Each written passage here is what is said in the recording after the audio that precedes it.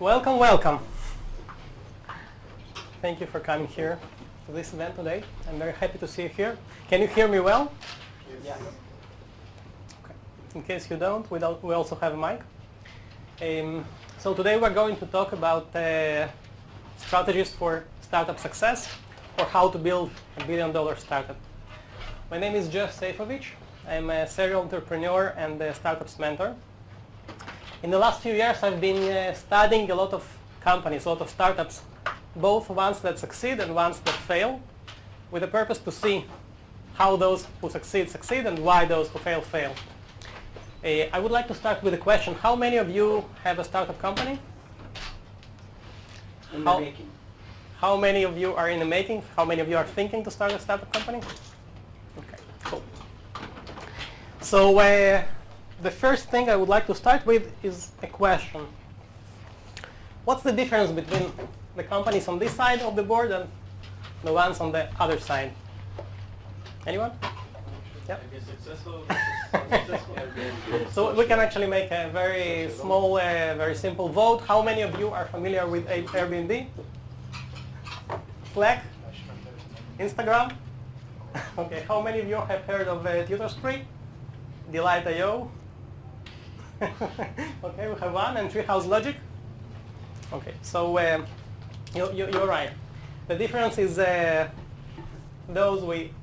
almost all of us have heard of the companies on the left side, and only some of us have heard on ones on the right side. However, actually companies on the right side are also very interesting ones to study. Most of them have raised funds, and most of them had a pretty mature product, and they have had thousands of users. You also have seats here in the front row, if you like. So we can ask ourselves the question why those are successful and why those have not been so successful. By the way, a definition of success is also quite undefined, because one of the alternatives to being a successful company is to become what is called walking dead. In Silicon Valley, or actually also in Israel, there are lots of companies that are considered a walking dead.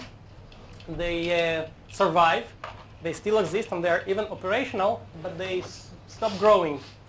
They become stalled. They don't make any progress. So what's the factor? What's the cornerstone for those who succeed to succeed, and those who fail to fail? Could it be a product? Interesting. Actually, two of those companies had a very mature products. They had a slick user interface, and they had thousands of users. Could it be a team, maybe? Probably. Delight.io actually was founded by an alumni of Y Combinator incubator. So probably experience is not enough. However, statistics does show that experienced founders do have better chances to succeed. So we can go on and study a little what are the top reasons for startups' failure. Here you can see a study made on thousands of different startups who failed, and you can see different reasons for the failure. You can see that the most popular reason for a failure is no market need. How could that be? Why would one start a startup without a need in the market? Sorry, the material are going to be shared Yes, afterwards? I will send the presentation. So what it means starting a startup without a product? Actually, many companies, I've been meeting lots of companies who have interesting ideas to explore some challenges, often technological challenges, that are just interesting to tackle, interesting to analyze and to solve. However, there was no real market need. Actually, there is also a quote of the founder of Treehouse Logic, who described that they had all of it. They had probably all chances to succeed. They had a great product, they had great advisors, they raised funds, they even were considered a thought leader. So how come they failed? According to this founder, they didn't solve a big enough problem. By the way, if you are not currently studying companies, both ones that succeed and the ones that fail, I strongly encourage you to do so, because there is a lot to learn from both sides. Yes? You validated the idea before starting the company, raising money? A good question. I don't know how much he validated. Usually, Get the customers. most of the companies I'm working with and the ones I'm meeting, everyone is making some sort of study.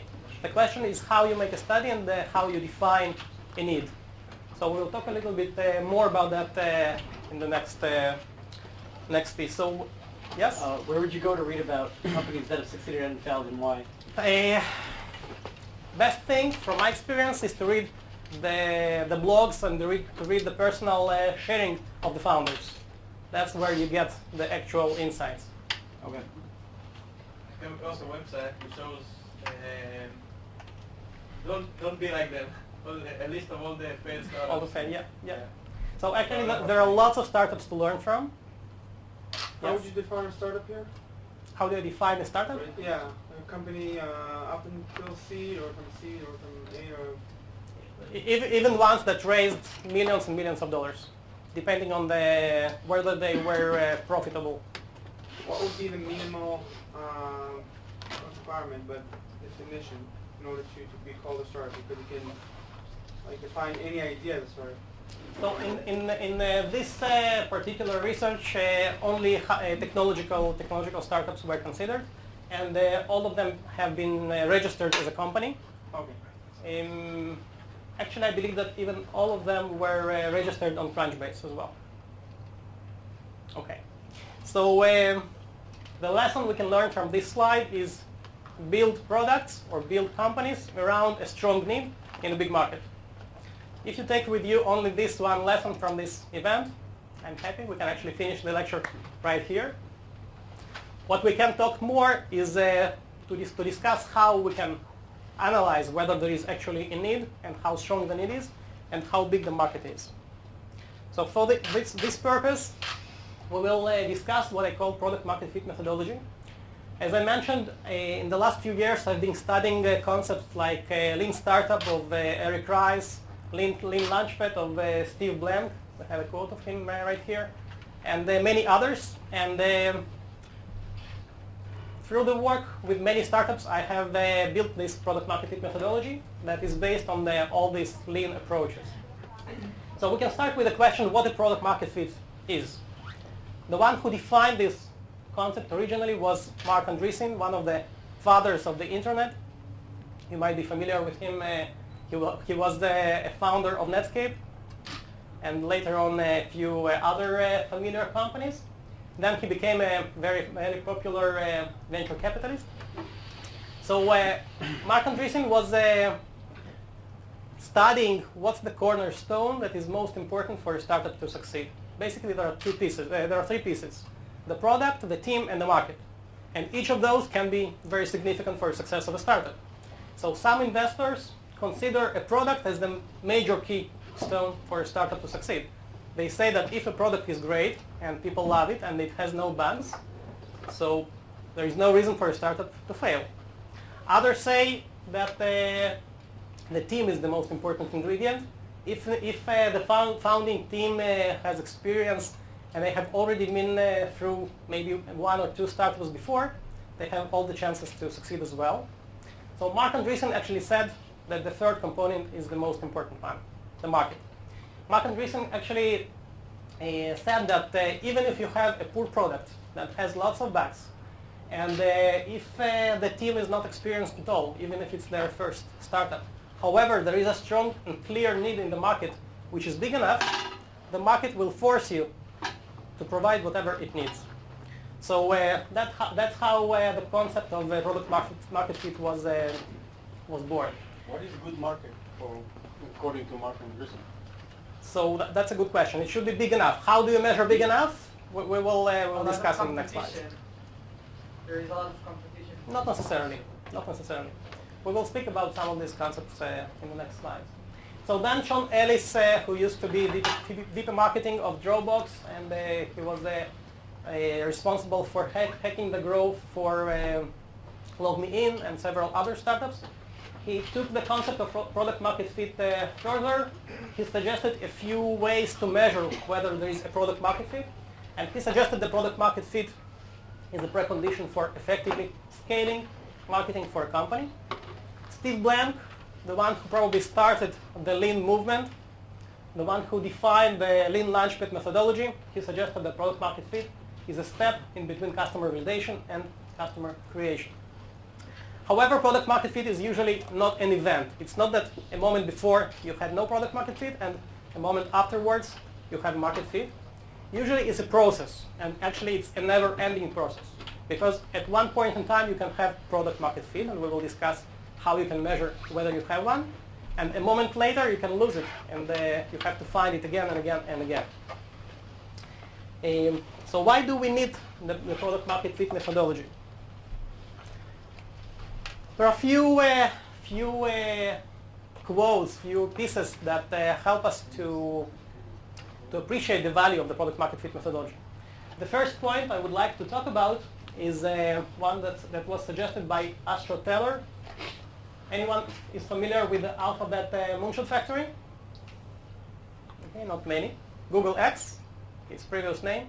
Okay, so that's Google X. So Google X is now called Moonshot Factory. What it is, it's a company, a subsidiary of Google or Alphabet. And what they do, they develop crazy ideas. Crazy ideas in terms of ideas that can change the world. Significant ones, big ones. So what Astro Teller says is that at the Moonshot Factory, they are celebrating when one is killing a project. What does he mean by killing a project? They have lots of ideas, lots of them. And obviously not all ideas have a potential to succeed. Some of them are going to fail. So what he suggests is it is better to stop developing an idea that has no chances to succeed as early as possible. That's why they encourage people to make experiments, and the idea is not just to kill a project, obviously. The idea is to make an experiment that will show that it is not worth to continue developing certain idea. Okay? So I call it fail fast. And there is a very important point about failing fast. How many of you are familiar with Elon Musk? More people? Cool. Okay, so Elon Musk said that if things are not failing enough, you're probably not innovating enough. All of us have been educated in our very early ages that failing is a bad thing. Even from the kindergarten or from the school, we've been getting bad grades, lower grades when we were failing, and we were getting prizes, we were getting gifts when we were succeeding. As a result, we learned that it is good to succeed and it is bad to fail. One of the results, one of the impacts of that education is that many of us are hesitating to make an experiment because there is a potential risk to fail. How many of you? Only some? Okay, we need to be frank with ourselves. So Elon Musk, actually you can read about Elon Musk and his failures. He had lots of them, all along the way. Even after he finished his job as a CEO of PayPal and he started Tesla and SpaceX, he had no money. Question is what happened before PayPal? Very good question. You're welcome to study. And I actually spend a lot of time reading about interesting people, both ones that fail and ones that succeed, and there are lots of lessons to be learned. So the next point is being frank with ourselves when we fail. And it starts with even getting aware of a failure. Because if we do not know whether we are failing or not, we might not be able to do the next changes, the required adoption to our plan. And if we continue doing something that has no potential, no chances to succeed, we might be just wasting our time. Another value of the product market fit methodology is knowing where you are in order to make your next step. And also in this perspective, I strongly encourage people not to trust our instincts.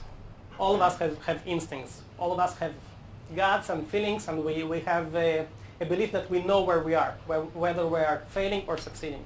However, oftentimes, we're not really frank with ourselves, the previous bullet. So this methodology allows us to scientifically measure where we are in order to make the next step. Another value of this methodology is considering many opportunities, many business opportunities. Some of the companies I'm working with have a few directions, and they want to consider, to compare which one of them has better chances to succeed, as well as has better, higher market business value and potential. That's my favorite, Peter Drucker. Many companies are focused and actually are doing a very good job on working efficiently. They even measure the efficiency of their products, of their workers, employees. However, oftentimes we're doing efficiently things that should not be done at all. And even it can take some time that far. I know companies that are developing a product for a year, sometimes even longer than that, only to discover that no one needs that product. Actually, I had an experience very similar to that with one of my startups. I will talk about it a little bit later in the next slides. So it's very important not just to work efficiently, but to choose wisely what actually you're spending your time for. Identifying the most important improvement to focus on. Let's say you have a product and you have a startup and you have a business objective. So what's the next thing you're focusing on? What's the next feature you're developing? Product market fit allows you to scientifically decide what's the next thing to work on. And obviously, money is one of the most critical resources of any startups. Actually, most startups, or almost all of those startups I met, are not just failing, they just run out of money. And what that means that they run out of money too soon. Sooner than they are ready to raise the next fundraising round. Okay? So it's very important to speed up the business evolution, to speed up your learning, to speed up your development. You need to create a startup with less money, the same product. I mean, creating the same thing with less money. What's the question? No, not just mean in general. Can you repeat that? I mean, if they want to fail, because the last sentence, they need to create a product with less money. We need to create it like the most most good product, but with the best product. Yes, that's correct. However, oftentimes we can even discover a lot of things even before we have any product. Okay, and we will talk about it as well. So I want to briefly tell you about one of the startups I had the privilege to found.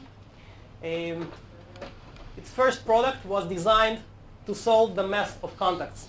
All of us have many contacts. We have contacts on our phones, we have contacts in Facebook, in LinkedIn, Gmail, Outlook, Skype, and so on. So this product was supposed to bring all these contacts together and make an order to organize all our contacts. Actually, the product worked pretty well. We had hundreds or probably a few thousands of users who were using the product on a daily basis.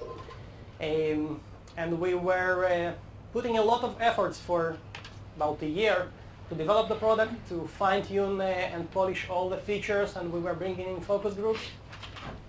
It took us a lot of time till we were finally ready to listen what the market has to say. And I remember very, very vividly that day in Silicon Valley, in Palo Alto. We created a few focus groups. We brought a lot of people, just from Craigslist, just random people, and we asked them questions. And what we discovered is that pretty much all of the people we were meeting there were familiar with the mess in contacts. All of them were familiar and were aware of the problem we were trying to solve. However, what we discovered is that the pain was not strong enough for them. They just didn't care.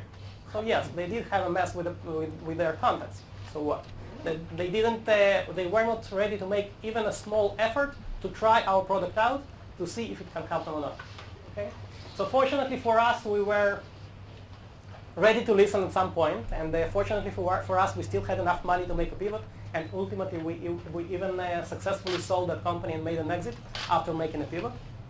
We'll talk about it in another opportunity, but I can share with you that from that point on, actually, that was the trigger for me to start learning how we could learn that lesson earlier, but not just earlier, much earlier, maybe even before developing any product.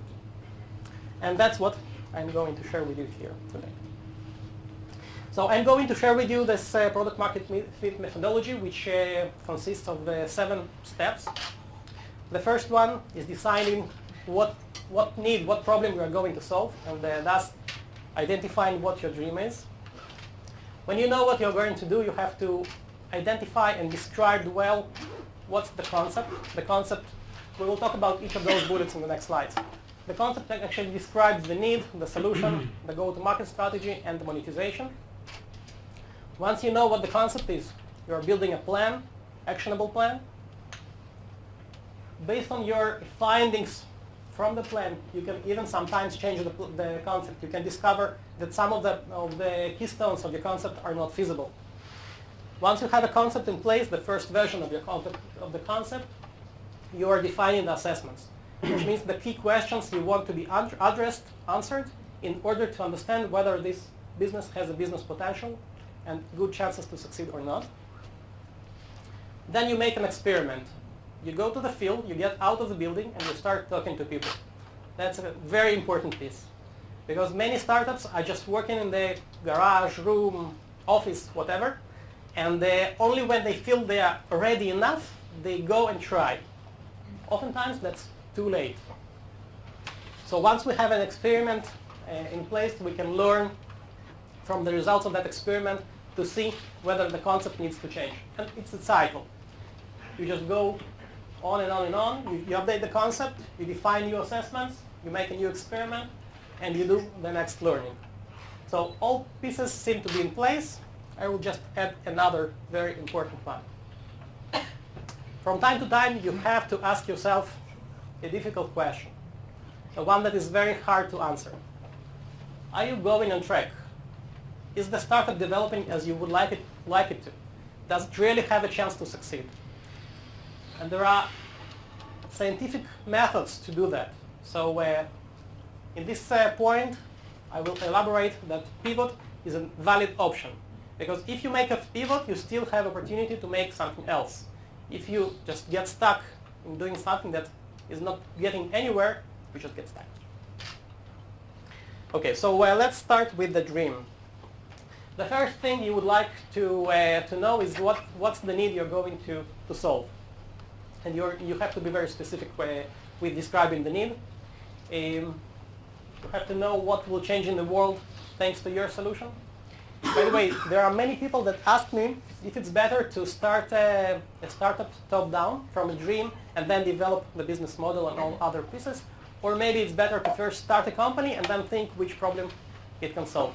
So I would like to quote Marc Andreessen also here. Marc Andreessen suggested that it is better to build your passion before your startup. He actually said that companies or products that become a startup tend to do much better than startups that try to build a product. Okay? So it's very important, it's much better to find the real need and only then make it a product and then become a startup.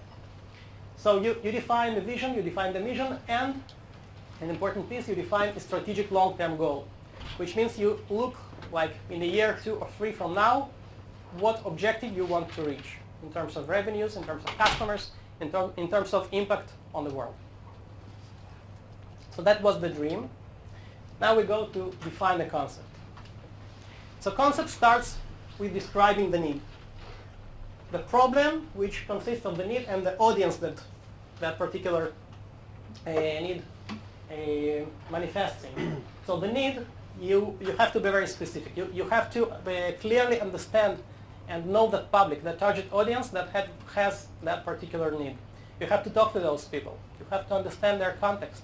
You can even create a list of potential clients. And when I say clients, it could be B2B businesses, it could be B2C, it could be consumers. However, you need to know them well. You need to speak to them. You need to understand their context, where they live, where the problem manifests. Okay, so you can use this as a guideline to start defining the concept. When you know the need, go to the solution, which starts with the definition of the promise. What's your promise to your audience? And you have to be very specific on that as well. Then you describe your product or service. Again, you describe the major capabilities that you want to provide. And a very important piece that oftentimes is being left behind, what values, what benefits will the customer actually gain from using your solution, your product? Okay? In the later stage, we will discuss how you measure all of those.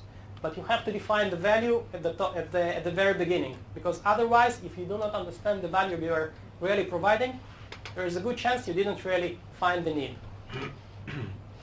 Then there is the go-to-market strategy, the growth.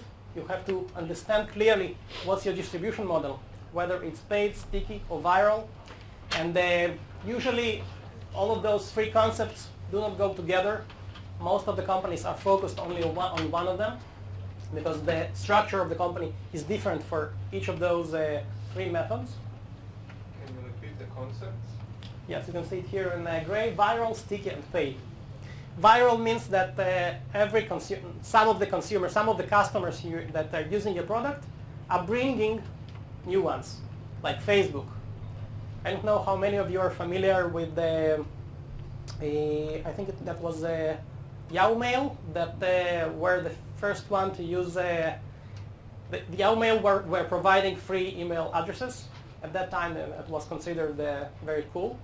And they were growing relatively slowly. So what they did is at the end of every email, they added an invitation. I am using Yahoo Mail for free. Try one yourself, something like that. So the moment they put that message at the end of every email, and the email was free, so they could oblige all of their users to add this message at the bottom. They went viral. Within a month or two, they had a million users. It's like Gmail at the beginning only grew up using friends. Yes, that's correct. Bring a friend, that You had referrals, yes, that's absolutely. So viral means when the customers are bringing new customers. Sticky means that the same customer is coming to you again and again and again. For example, Amazon, that's a model where you just bring customers one time and they stay with you. They repeat coming to your site, they repeat using your services. And the third model is paid, which means sales, marketing, all the methods where you use money to bring new customers. Okay. All of those concepts, you have to study them more in depth. That's only an overview of how you should start planning your growth model and how you should define the strategy for going to the market. I have a question. Yes. Can we run a survey on a certain number of people, let's say 10, 15,000 from different countries? This is the question. Whether you can run such a If survey? it's convenient in this case to analyze more deeply the market. Maybe. Absolutely. Actually, in many cases, you do not need such a big number of people. From my experience, oftentimes you can learn from a much smaller amount of people. The problem that is segment the market to different countries, so the result won't be the same from one country to another. That's correct. That's correct. Still, in every country, you usually do not need significant amount of people. However, you need to define the target audience very well. By the way, many times we can learn a lot from surveys. However, I strongly encourage you to learn not just by asking questions, but to make users make the votes by their actions. Oftentimes, you can provide a semi-working demo of your product and see what people actually do with it, even whether they are going to try it out without any survey. Just try and spread the word about your product and see the response. You can learn much more from actual actions than from just answers. Also using Skype and just asking very minimal questions and listening what they have to say. Absolutely, that's one of the ways to make a survey. Yes. you're very focused about consumer-based products, right? No. No? Absolutely no. Okay. Absolutely the same concept where is absolutely true for B2B. I'm now working with several B2B companies, and some of them are now considering certain product. So we go and start asking potential clients, big ones, very big ones actually, Okay. and you can learn a lot from that. So the business model, monetization, you have to know how you're going to make the money, how you're going to generate income from your concept. Now, in many cases, I see startups that tend to postpone some of the pieces of defining a concept, whether the growth or monetization or even the product, so the solution. It is very important to build and define the entire concept from the beginning, because even if you change one piece within the concept, the entire concept changes. If you just change slightly different audience, everything changes. The go-to-market changes, the business model changes. If you go and change the solution, again, the go-to-market changes, you need probably to use another business model. So the concept goes together. And if you have more than one concept to consider, you can use a tool like a spreadsheet and make a list of all the concepts to enumerate all of them and then to make some ranking. Any other questions on this slide? Well, business model that bases on commercial, in-app commercials or in-app advertisement. It's something that you can actually give a rank at the beginning, say, don't go there. I mean, In many cases, one of the advantages of starting a startup in these days is that there is lots of experience almost in any domain. So in particular in monetization within apps, there's a lot of things you can learn by just reading and speaking with people who have experience in that. There are lots of very experienced, especially in Israel. Okay. Other questions? What's the difference between promise and value? All of them are value proposition. Promise is just one sentence. What's your promise? What's your value proposition?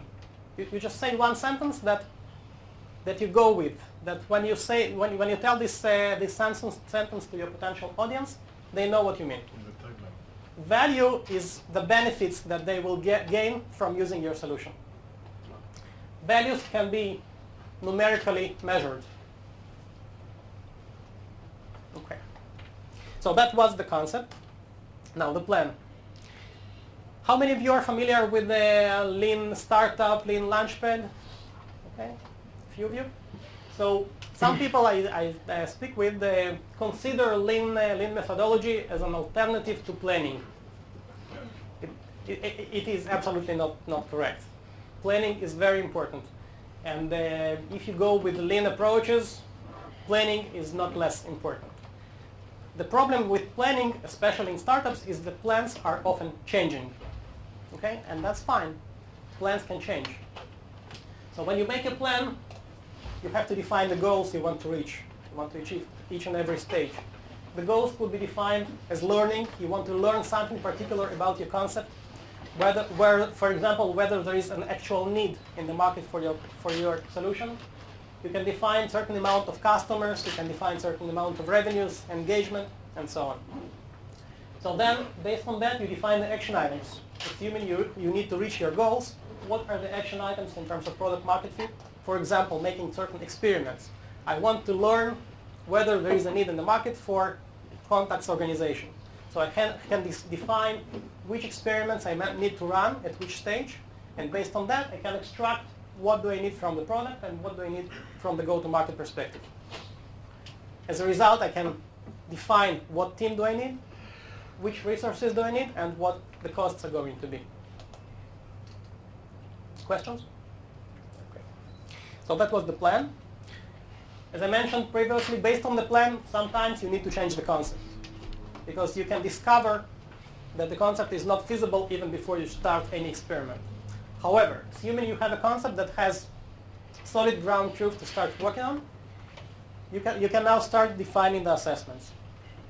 So the assessments, as I mentioned, are the questions that you need to be addressed in order to predict your success. And in each and every example, the assessments are different and the KPI, key performance indicators, are different. For example, in Slack. We were speaking with some of you about Slack before the lecture. They defined as a KPI the amount of tweets about their product every day. That was one of their key performance indicators, because they discovered that that has a very good correlation with the distribution of their product virally. Then you have to define the goals. Once you know what are the metrics you're going to measure, you need to be very specific about the goals you need to reach in order for your solution to be successful. So how do you make the assessments? In each of the 4 squares, in each of the 4 fields that we've been discussing in the previous slides, you are defining the questions you want to be addressed. The first one, the need. Do they really need your solution? So you need to define your own questions in your particular domain, in your particular context, for your particular audience. How you want to know, how you're going to measure whether there is actually a need. And you need to translate each of these assessments into metrics at the next stage. Do they appreciate the value? How we are going to know whether the customers are really gaining value from your solution? Is the growth method efficient? Is it working? Is it growing fast enough? Is it growing with the speed that you were planning it to be? And the monetization, whether the monetization is effective. Monetization, by the way, is a very important piece. You might remember from the second slide that showed the reasons for startup success, or failure actually. You could see there that some of the startups are failing due to the wrong business model. Sometimes when the price is not defined correctly, I can just kill my product. For example, it is very important to decide what do I charge for and what I provide for free. I definitely do not want to stop users from spreading the word out if I'm using a viral model, for example. So I want to remove any obstacle. Okay, so every go-to-market strategy goes with different business model. So there is a correlation between all those pieces of the concept. Any questions on that? Okay, and then once you have your assessments, you have your questions, you translate them into actual metrics, into actual KPI. So I gave here some examples. I'm going to measure the need. Let's take, for example, the product I was telling you about, the product for organizing contacts. So we can measure the need by learning, by analyzing the click-through rates on the emails with an invitation. So there is an email with an invitation. It could be an ad on Facebook, and it could be different types of describing the solution to potential target audience. And I can see whether there is a need. Even before I have a product ready, I can see whether there is a response to the invitation to try out my solution at the very, very early stage. So I can define that I need the conversion rate to be 3%. Why? Because if the conversion rate here is 3% and the value is measured by 12% and the growth rate is 2, in the second we will see what it means, and the monetization is 17%, that brings to the entire success of my company. Okay? So I need to be very specific defining the goal for each and every of the KPIs. So for the value, for example, I can measure how many of the users that are using my system are active, are using the system daily. And it is very important to define what I mean by active. Every day, every week, every month, whatever. Certain actions within the system can be considered as being active, others not. Which actions are very important for me, for the users to start using, to be considered active. The growth, assuming we have a viral model, how many invitations are being sent by each active user. A passive user obviously doesn't send any invitations. And monetization. For example, the amount of users that are paying out of all the users that are using the system. So when I define the KPIs, I must define the goals. How do I define those goals? I build a business model, and I make a projection for long term, for a few years, maybe 2 or 3 years, and I can see which values for every goal I need to reach in order to get to the ultimate result that I'm striving to reach. How do you know you have to know maybe the size of the market in order to understand the framework? Absolutely. You need to do. You need to build first of all you need to build the initial evaluation for the goals, and then you have to validate them in terms of the market size. For example, if you are assuming that the amount of users you will have is, let's say, 50% of certain market, Every startup says that everybody. yes.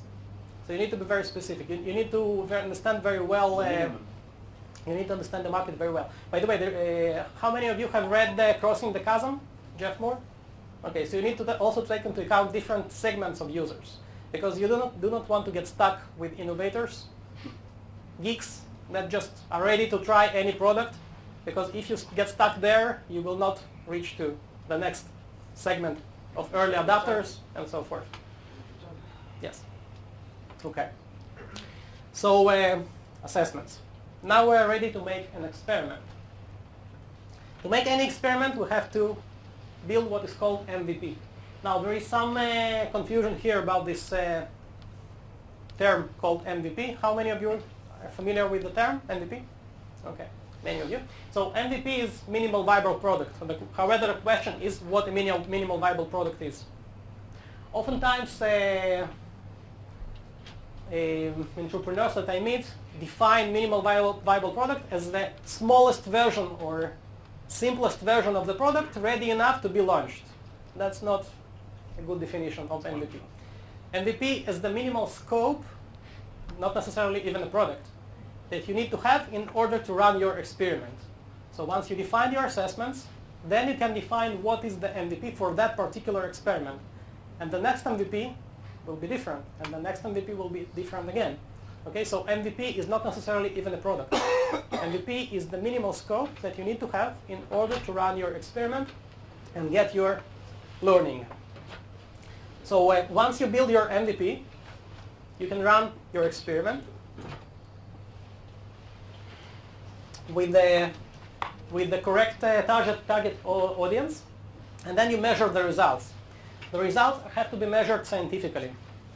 I'm familiar with a few cases when startups made some validation based on surveys, and the surveys were not representing the truth in a correct way. Oftentimes people say something that they believe in, that they are going to do based on their certain impressions, based on their beliefs, but ultimately when there is a product ready, they do not behave the way they predicted they would. Okay, so it's very important to run a real experiment and to let them vote by their actions. That's the only way to get real estimation and real results, scientific ones. Okay, so once we have run the experiment, we now at the stage of learning. Learning means extracting value, extracting results, actionable insights from the experiment. So let's say we have certain KPIs which we define for the need, the solution, the go-to-market, and the business model. So you need to compare your actual results with the goals that you defined. That's very important because you need to focus only on the pieces that you are worst with.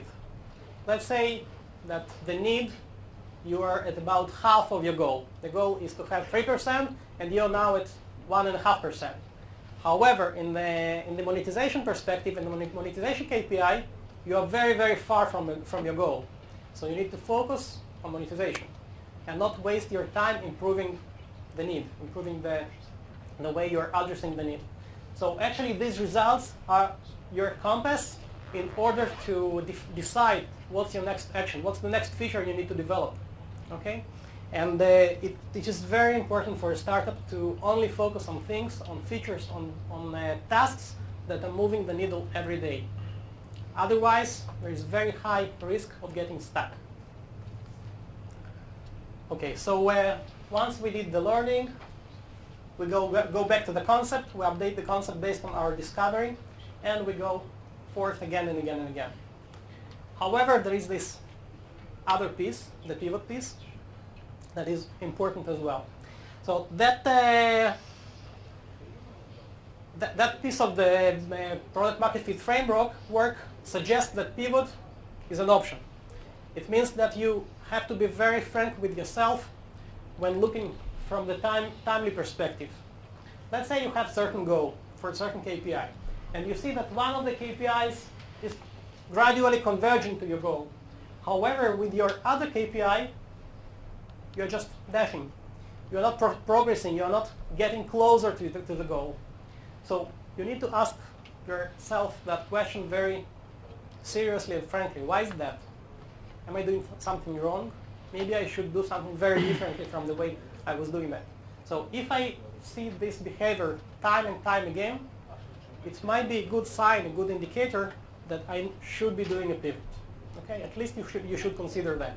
And oftentimes it is very frightening because we were promising to everybody. We were promising to our team, to the investors, to the shareholders, to the board, everyone. We were promising certain delivery within certain time frame. If we are not there, and we feel that I want to try again and again and again, and you deliver another promise to your stakeholders, at certain time, it is much better to make a pivot than to continue making these promises and not keeping them at all. Okay, so that's the summary on the product market fit methodology. You start with the dream, you define the concept, then you build an actionable plan, update the concept, assessments, experiment, learning, pivot, and then you reconsider your dream. The keystones behind this methodology are these four. The first one is go outside the building and speak to people. Speak to anyone. Speak to people that are your audience. Speak to other people who can give you valuable feedback. If you're considering monetization with the ads within an app, speak to specialists in that domain. Get feedback. Experiment and learn fast. Actually, when I wrote that second bullet, I first wrote fail fast. I changed the wording, but the meaning is still the same. Do not be afraid to make an experiment. Oftentimes, entrepreneurs are not risking getting their product out and just wait more time to improve their product and make it even better and solve all the bugs, all the problems that might be in the product, and they just waste their time because they might be making improvements that they never should even work on. Because oftentimes, I know a startup. I actually was involved with a startup who took about almost a year, 10 months, till they released their first product on the market. And actually they even had about few hundreds of users using their product.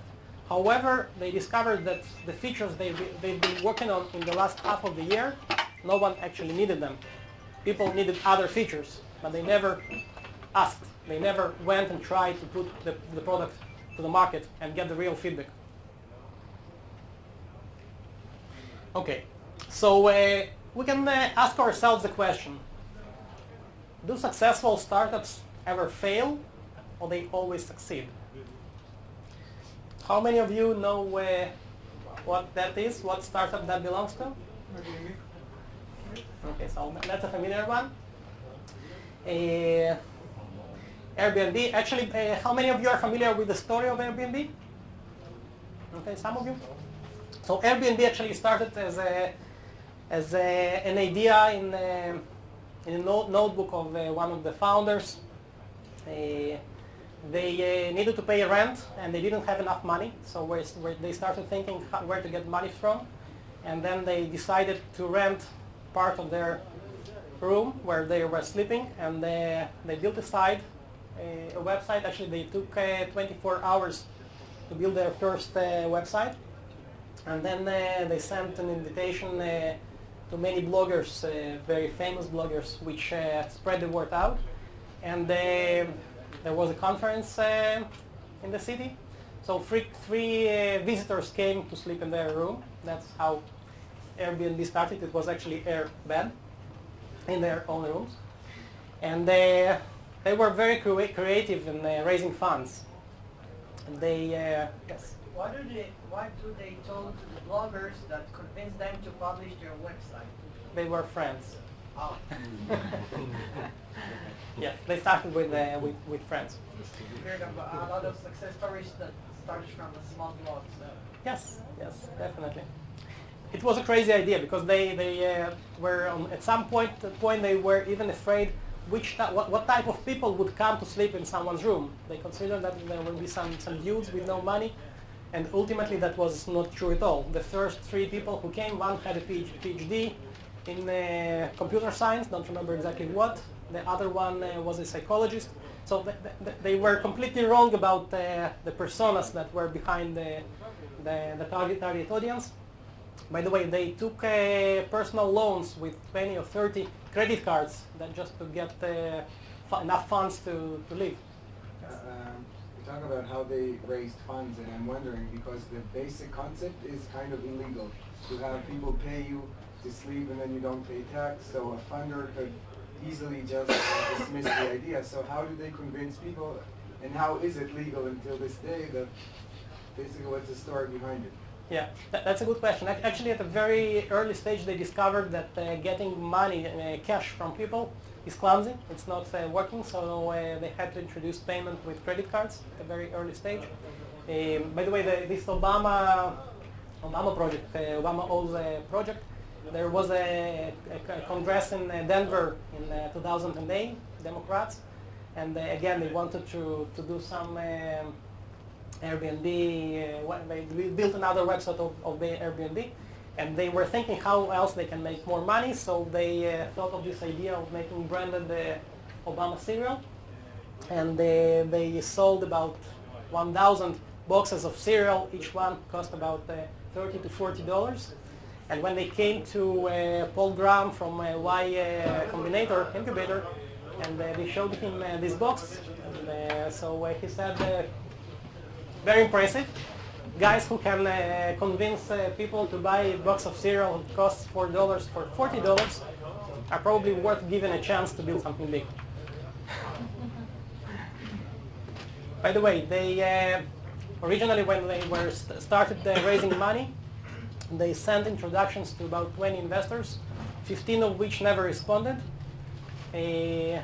One of the other 5 came to the meeting and he just left the meeting in the middle without saying anything. They just thought he was going outside for a minute and he would be back. He never came back. And they were offering 10% of their company for $100,000. Probably a good deal now. They were very in touch with the field.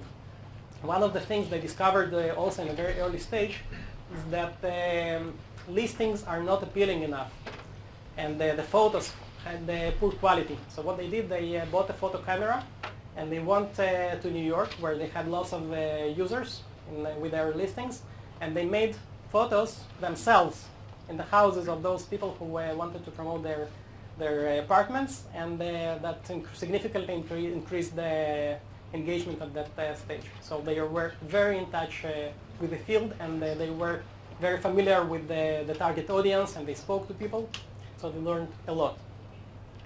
Who know what company that is? Okay, last people. Glitch is a massively multiplayer game that ultimately failed. They made a pivot and became Slack. Actually, they took a lot of ideas from this original game they started with, because if you look at the product they have these days, you can see many components taken from a game. What's that? Foursquare combination with Mafia Wars. Another clue. Okay, that was also a game that was a combination of Foursquare and Mafia Wars that ultimately became Instagram. They had lots of features here for check-in and game, and they had very low traction. Users were not registering, so they started removing features. They didn't add features, they started removing features. Ultimately, the only feature that was left is just post a photo or a video. That's how it became Instagram. So it's very important not to be afraid to make a failure, but even more important to be frank with yourself when you discover one and to make a pivot.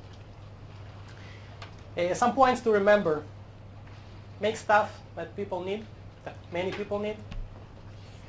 Fail fast, which means kill the project when it is not going, or make a pivot. Do not waste your time doing efficiently, which should not be done at all. And that's a nice one. Paul Graham said that many of the successful startups will ultimately find themselves doing something different from what they originally planned to do. Another important piece. If you're bothered to start your own startup, very important to enjoy along the way. So it's very important to build the right culture and to bring in the right people that you have fun with, that you have a good time with. Because ultimately you find yourself spending most of your time in your day and even sometimes night with these people. So it's very important ingredient. How many of you are in the process of raising funds? Some of you? Okay. So I can show you a couple of other bonus slides about fundraising. First of all, when you start raising your funds, it's very important to base your story, to base your explanation on actionable insights you find from the field, so from the experiments. The 5 key ingredients. First of all, it is very important to find the right kind of investors. And there are many different types of investors. Some of them are focusing on providing monies. Some of them are focusing on providing value, and they will not put in money if they do not see value they can add as well. Some investors prefer certain stages of startups. So it is important to find the best mix, best people to talk to when you suggest to invest in your company. Personal relationship, that's probably the most important one. Investors are people, even if they don't seem to be. Ultimately, you build a personal relationship with investors. If there is a good personal relationship, they will either invest or recommend others to invest. By the way, in the case of Airbnb, Paul Graham has brought a lot of investors to invest in Airbnb even before he invested himself. So it's very important to build the right personal relationship. Business potential. It is important to show that there is a really strong need in a big enough market, and investors are only looking for startups who can prove that. Where is the money? You need to have a balanced team. Usually there are 4 ingredients in a team of any startup. There is business development, product, marketing and technology. Sometimes 2 of those are mixed. Sometimes the business and the market is the same person. Sometimes the product and the technology is the same person. It is important to have at least 2 of those ingredients at the very beginning when you come to investors. Otherwise, they will say that you do not have a balanced enough team at this stage, and you will need to find the team before you continue with fundraising. And you need to have a solid plan for the funds that you are raising. Let's say you are now going and asking an investor to put in $100,000, $1 million, whatever amount. You need to be very clear about what milestone you will achieve with these monies when they put it in. And this achievement, this objective should be inspiring. They should say, wow, if I put this money, they will get a great result. So this is all of those pieces together. You can neglect any of those features. We will not go in depth in that slide, but here on the right side you can see the major slides in the presentation that any investor is looking to see. You always need to talk about the vision and mission. You need to describe the market, and you need to describe your understanding of the market, including its size, including the segment you are going to focus on, and the actual target audience. You need to provide real examples of customers you've spoken to. The business opportunity and the problem description should be very clear. The pain should be described as part of the business opportunity and the problem. Then you have to describe the solution and the product. You need to show the traction you have so far, competitive landscape. You were speaking about competitors. That's a very important ingredient investors are keen to see.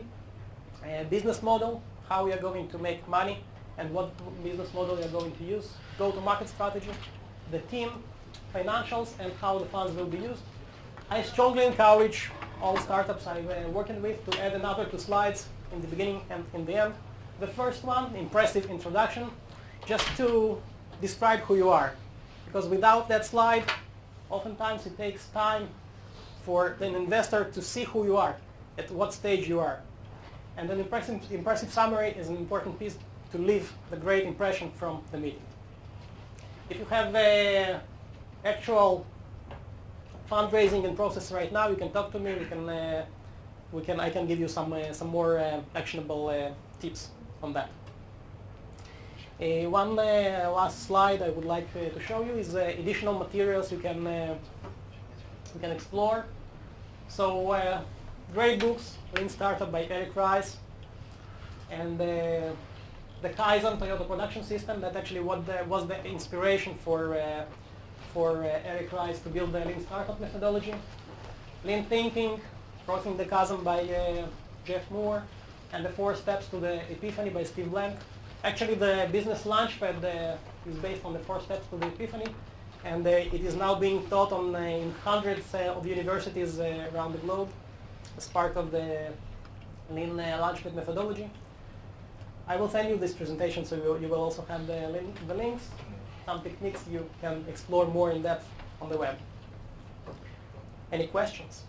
Where will you send the presentation? If you registered, so I have your email. To the Meta? From the Meta? Yes. Yes. So I have a question about the minimum viable product experiment. So you mentioned the experiment has to capture all the KPIs in order to evaluate the result. Do you design different experiments for each KPI, or do you design one experiment that capture all the KPIs? Okay, that's a very good question. Thank you. So first of all, you need to define the smallest possible amount of KPIs. You should only have a few KPIs when you build your product. Airbnb, for example, they had the board that what they put on their mirror in the bathroom every morning to start by seeing the KPIs and the current progress from the end of the last day to see and focus on them. So oftentimes you can define one experiment that can show you the results measuring more than one KPIs. However, you have to measure all of the KPIs at some stage. Some are more crucial to learn earlier. Some you can postpone to a later stage. So then when you first design the minimum viable product, do you have a goal of what I want to do with this, the experiment, what the goal I want to achieve in this experiment? Absolutely, absolutely. You define the goal for each and every KPI. What values you want to see in the KPI. You need to define what value the KPI has to reach in order for the business to be successful. Then the problem I see is in your KPI you have a click-through rate. If that experiment is separate from this next experiment, there could be a problem because in each step you change. Your click-through rate could go up, but the customer value could go down in the second experiment. Absolutely. And how do you design that's why the concept constantly changes. The concept is not remaining the same every time. The concept changes with every cycle. And with every cycle you define new assessments you want to learn. Usually it is more crucial at the earliest stage to learn the need, to estimate the need. That's where you start with. Because if there is no need, there is no point to proceed. There are situations where in the life of a startup, you need another round that you didn't plan. And the money comes, but the entire ecosystem cannot afford it because maybe too many players, is there a point academically that where the startup says, you can say that this idea won't go further even if there is money? Definitely. Although the people are believing in the product? Definitely. For example, the Treehouse Logic, they had funds. They decided to shut down because they saw that the product, the company they were building was not the one they were dreaming of. They were dreaming. Although there are pivots and changes. Happens. They saw that the market is not big enough. They saw that the business can generate some money, and actually it was generating some money, but they were dreaming about something big, and they saw that there is no chance for it to become something big. You're talking about, Yeah. you're talking about attracting investors, and I was wondering, from your experience, do you have a kind of a creative way of finding these investors? A lot of people are talking about let's say these angels that, you know, like real angels, you don't really see them and they're not that accessible to people. So if you have any maybe stories of how to reach out to these people. If you're in the process of actively searching for fundraising now, talk to me. Any other questions? Okay, yeah, I'm still here, so thank you very much for visiting this event today, for joining me today. I will be very happy to talk to you if you have any additional questions or if you're wondering to apply that to your own company. And thank you very much.